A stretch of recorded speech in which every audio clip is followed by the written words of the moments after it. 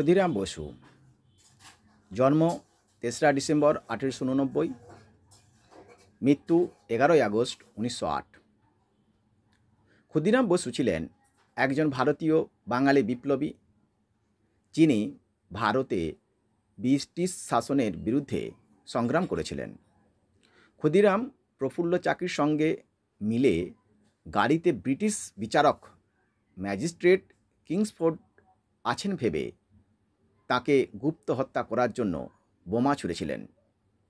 Magistrate Kingsford অন্য একটা গাড়িতে বসেছিলেন।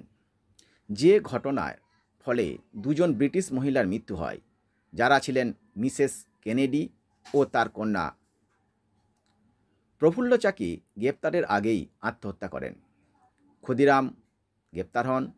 দুজন মহিলাকে হত্যা করার জন্য তার বিচার হয় এবং চূড়ান্তভাবে তার ফাঁসির আদেশ হয়।